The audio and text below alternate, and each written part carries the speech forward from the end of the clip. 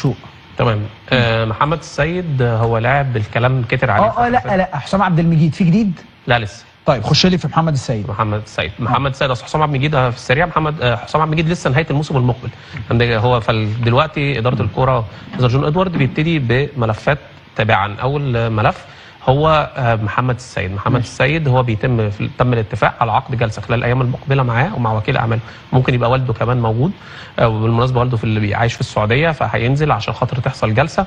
نادي الزمالك هيعرض مقابل شايفه مناسب للاعب والامكانيات والحفاظ عليه، خصوصا ان اللاعب يحق له توقيع لاي نادي في يناير، وكان تم ربطه في بعض التقارير بالنادي الاهلي. اللاعب نفاها تماما، ولكن يعني زي ما بيقولوا الزمالك مش عايز يسيب الباب موارب، فعايز يخلص الموضوع مبكرا ويجدد لمحمد السيد. بعد قانون الرياضه ايه اللي هيحصل في الاهلي؟ ده كلام مهم جدا. سريعا كده، النهارده صدر القرار الوزاري 1112 سنه 2025 الخاص بتعديلات لوائح الانديه. تمام. بكره الوزاره هتطلع اللائحه التنفيذيه اللي هتسير عليها الانديه لو ما اكتملش النظام القانوني بتاعها.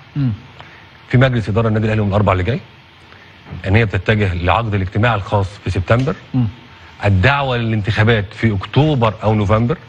اذا انتخابات النادي الاهلي في اكتوبر او نوفمبر. الكابتن محمود الخطيب لم يعقد اي جلسه حتى الان بخصوص قائمته، لكن انا بقول لك من دلوقتي ان ربما تشهد القائمه تغيير من 3 إلى 4 اشخاص. تمام. ده عنوان ده عنوان. وربما يدرس المجلس كمان انه زياده الاعضاء ل 14 من 3 ل 4 اعضاء يتغيروا. مظبوط. اوكي. في فكره فوق السن ولا تحت السن ولا ما تعرفش؟ لا كده وكده. في فكره لسه ما اتحسمتش انه العدد يزيد، بس عليها بعض الاعتراض لانه القانون بيديك العدد يزيد لحد 14 شخص في المجلس. مفاجاه الانتخابات اللي جايه انه الكابتن سيد عبد الحفيظ يفكر جديا في الترشح في انتخابات النادي الاهلي القادمه، وهناك اصوات كثيره اتكلمت معايا خلال الايام الاخيره. هشوفه يوم السبت. لا شوف وهساله. الجمعيه العموميه القادمه للنادي الاهلي هزعل منه والله. هيقول لك هو لسه ما حسمش امره. ماشي. كابتن سيد لسه ما حسمش امره، بس انا بقول لك معلومه حقيقيه. بيفكر. ايوه. طب وفي ناس كلموه من النادي. الجمعيه العموميه القادمه للنادي الاهلي في اكتوبر او نوفمبر هيكون فيها بند انتخابات وكمان ميزانيه وحساب ختامي. ماشي. الميزانيه احنا فرضنا بيها هنا لو تفتكر 8 مليار جنيه لو انت فاكر. وانا بقول لك ميزانيه الكوره اللي جايه محققه ربح صافي يزيد شويه عن 9 مليون جنيه ربح صافي. مش جواه صفقه اسامه ابو علي لانها جت بعد 30/6. تمام. عظيم. طب حاجه مهمه بقى بمناسبه الفلوس، الاهلي سوف يعلن قريبا عن عقد ضخم مع شركه الملابس قد يصل المبلغ الى 10 مليون دولار في 4 سنين. عظيم. نروح لعدد واحد فاصل اخير ونرجع نكمل. فاكر لما قلت لك ان الاهلي اتعاقد مع المدرب الغلط في الوقت الغلط؟ فعلا لسه الكابتن محمود الخطيب بيكابر. كابتن محمود الخطيب بقول لك على قرارات مجلس اداره النادي الاهلي طبعا بقياده الكابتن محمود الخطيب. ريبيرو هو المدرب الغلط اللي جه في الوقت الغلط للنادي الاهلي. هتقول لي ازاي يا ابو السيد؟ خليك معايا لاخر فيديو بالله عليك يا اخي، لان معايا التفاصيل، معايا قرارات لوز اللوز، فخليك معايا لنهايه الفيديو.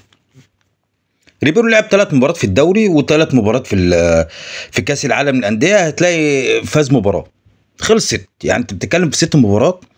ريبيرو فاز مباراه واحده بس. انا ماليش دعوه طبعا بالمباريات الوديه، ملهاش اي معنى، ملهاش اي قيمه، ملهاش اي معنى، ملهاش اي. اهم حاجه عندي المباريات الرسميه. النادي الاهلي ابتدى ينقط، وخدنا زي ما كانوا فرحانين لسه الزمالك برضه هينقط، والزمالك ما بيرفضش هديه بيراميدز وهديه النادي الاهلي. اجي لك على امبارح ان النادي الاهلي عشان اعرفك ان مفيش اصلا مدرب، يعني مفيش اصلا مدرب. امبارح النادي الاهلي بيلعب غزل المحله. طبعا ملعب بص ما اقولكش مرعب، ملعب بص انت اصلا لو خدت ال3 نقاط هناك بتبقى حلوه قوي قوي قوي قوي قوي. لكن بسكواد النادي الاهلي اللي موجود لا انت تكسب المحله وتكسبها وتديها سكور كمان. بس انت لو مدرب فاهم، معاك مدرب فاهم. انا هوريك بس مدى يعني ايه انت فاهم فكر الراجل اللي اسمه ريبيرو المدير الفني للنادي الاهلي. انا مش بهاجمه، انت وصلت للجون كتير، وصلت للجون كتير، لكن انت بعد تدخلك في الشوط الثاني لا النادي الاهلي ما اصبحش النادي الاهلي مش مستحوذ، بس ما فيش اللي هي ايه الشراسه على الجون. احنا عند منطقه الجزاء انت فاهم مش عارفين نخترق، حتى تغييراتك كلها اونطه في اونطه. انا دلوقتي كمدير فني قاعد شايف ان النادي الاهلي مستحوذ على الشوط الاولاني، النادي الاهلي داعك غزل المحله في منطقه جزائه في الشوط الاولاني. ودي حاجه انا كنت صراحه يعني قلت خلاص كده الجون هيجي. بتحط كرة في العارضه، النادي الاهلي بيضيع، عامر بيصد، الدنيا حلوه في الشوط الاولاني. فانا خلاص قلت كده كده يعني دي مساله وقت، انت كمتفرج هتقول ده مساله وقت والنادي الاهلي هيجيب الجون. حلو كده، حلو كده، عشان ننزل الشوط الثاني، عشان تعرف ان الراجل ده ما عندوش فكر، ما بيعرفش يقرا المباراه. النادي الاهلي بيختلف. النادي الاهلي مستحوذ لكن طبعا ما فيش اي فعاليه. هات لي حاجه كده جت على الجون، معلش يعني حاجه خطيره غير كره اشرف داري اللي في العارضه. هتلاقي مفيش خالص. لا عامر بقى راح صد كده ولا لا، الكور اللي بتجيله وهو واقف.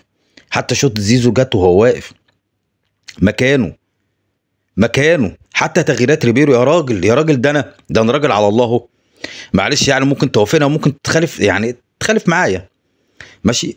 انا راجل شايف ان المحله ما بيهاجمش. العب ليه بثلاثه في نص الملعب وانا خايف من المحله؟ لا، انا اشد واحد من نص الملعب وانزل محمد شريف مع جراديشار. يا عم الحاج، انت بتتكلم في ايه؟ يبقى انا عندي غزاره هجوميه، عندي 2 فراوده في منطقه الجزاء ما بيتشالوش. ممكن حد يخطف لي بقى بهد، حد يخطف لي بشوطه، حد يخطف لي باي حاجه. لا، عشان نتفاجئ ان الراجل بيسحب. يعني بص اللي هو ايه، تغيير كلاسيكي عادي، يعني اللي هو ايه، يعني واحد قصاد واحد، مهاجم بمهاجم. وفعلا هو ده اللي حصل. ينزل محمد شريف يسحب جراديشار. ده على اساس ايه حضرتك؟ محمد بن رمضان بيطلع بنزل احمد رضا. طب ده على اساس بص كل واحد يعني مكان بمكان. حس ان الراجل ما عندوش فكر. يعني حتى تغييرات، حتى اللي بينزل ما بيضيفش حاجه. حتى انت نزلت حسين الشحات وطاهر محمد طاهر مكان بن شرقي ومكان تريزيجيه اللي انت قاتله. تريزيجيه مش موجود يا جماعه، دي مش عدل تريزيجيه. هات كده تريزيجيه مع المنتخب اللي كنا بنشوف، لا ده بيلعب الناحيه الثانيه، بيلعب ناحيه بن شرقي. ما تجرب يا عم الحاج كده، حط زيزو مكان تريزيجيه وحط تريزيجيه مكان بن شرقي وحط بن شرقي في النص. ما تجرب كده وتشوف، طالما انت حلو كده وبتجرب. لا، انت حضرتك رحت مفاجئنا ورحت مطلع تريزيجيه ومطلع بن شرقي اللي كان يعني هو الوحيد اللي ممكن يحدث الفارق صراحه مع احمد سيد زيزو، بمراوغه برافعه بهق لان هو الوحيد اللي كان بيراوغ، ما شفتهاش مراوغه خالص. لا، انت رحت مطلع تريزيجيه وطلعت بن شرقي ونزلت حسين الشحات اللي مشطب كوره. انا بحب حسين الشحات، لكن حسين الشحات في لقطه كان في هجمه مرتده، حسين الشحات قدامه يباصي ل2 على 1 واحنا بنقول يا رب جون يتيم يجي عشان ناخد ال3 نقاط. لا، الكابتن حسين الشحات بيستنى، عايز ياخد هو السكسيلي. هو شفت بقى انا رقصت وعملت ورحت عامل سرولز اللوز، ده يوريك ان النيه مش صافيه بين اللعيبه. انا عايز اخد اللقطه، كابتن حسين الشحات في اللقطه دي يعني هي دي اللي انفعل عليها ريبيرو. على فكره النيه مش سالكه جوه اللعيبه يا جماعه، في حاجه مش سالكه. 3 كور ولا 4 كور في العارضه، تعرف ان النيه مش حلوه. احنا في بعض المباريات السنه اللي فاتت والسنه اللي قبلها والدوريات اللي قبلها النيه عشان كانت بتبقى سالكه، كنت بتلاقي الكور كده بتخبط في رجول اللعيبه وبتخش جون عادي. ليه؟ عشان ما حدش باصص في رزق حد. لا حد يقول ده بياخد كام ولا ده بص الضوء عليه ولا لا، كان كل واحد باصص في ورقته، كل واحد باصص في رزقه، كل واحد باصص لشغله. بس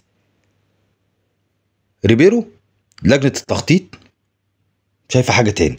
لجنه التخطيط رفعت تقرير للكابتن محمود الخطيب. يا كابتن محمود بعد اذن حضرتك نعم، ريبيرو لا يصلح للنادي الاهلي، في اخطاء فنيه فجه.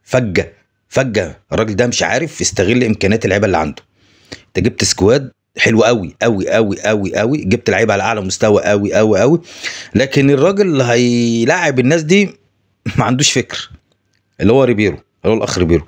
فبعد اذنك يا كابتن محمود، احنا عندنا مباراه بيراميدز، ده كابتن مختار، عندنا مباراه بيراميدز، يا ريت تكون اخر مباراه لريبيرو، وفي نفس الوقت نستغل التوقف الدولي ونجيب بقى مدير فني اجنبي او نجيب مدير فني مصري يستغل التوقف الدولي مع اللعيبه. ده مين اللي قال؟ لجنه التخطيط. لكن الكابتن محمود الخطيب شايف حاجه تاني. الكابتن محمود الخطيب قال لك لا، طب يا جماعه الخير يعني ما نستنى ندي الراجل وقته. طب يعني يا كابتن محمود نستنى لحد كاس افريقيا اللي جاي ويبقى قدامنا شهر نجيب بقى نجيب مدير فني نجيب، بس الراجل ياخد وقته، الراجل ياخد وقته. كابتن محمود الخطيب قال لك الراجل لسه ما لحقش. يا كابتن محمود احنا ناس فاهمين على قدنا، انتوا ناس في المطبخ، بس احنا نقول اللي احنا شايفينه. الراجل عمل فتره اعداد مع النادي الاهلي اللي ما فيش مدير فني بيعملها، عشان بس نبقى واضحين. يعني كولر ما عملش فتره اعداد، موسيماني ما عملش فتره اعداد. هتلاقي اي مدير فني مع النادي الاهلي في الفتره الاخيره ما عملش فتره اعداد، بس كان بيقدم شغل عظمه عظمه عظمه عظمه. انت ريبيرو جبت عملت فتره اعداد، لعبت 3 كاس عالم انديه، الحصيله كانت نقطتين، صح كده؟ صح كده. طب لعبت 3 مباريات في الدوري، نقول كاس العالم بقى مستوى تاني وكواليتي مختلف. طب انت لعبت في الدوري 3 مباريات، اتعادلت 2 وكسبت 1. انت مستني ايه حضرتك؟ مستني لما الفرق يبقى بينك ويبقى في جاب كبير قوي بين النقط بينك وبين نادي الزمالك؟ بيراميدز واقع، مالناش دعوه ببيراميدز. يا اخي اذا عجبك الفيديو اطلب خلالها باللايك والاشتراك وتفعل الجرس، واهم حاجه من اي حاجه صلاه على الحبيب. اللهم صل وسلم وبارك على سيدنا محمد وعلى اله وصحبه اجمعين، والسلام عليكم ورحمه الله وبركاته.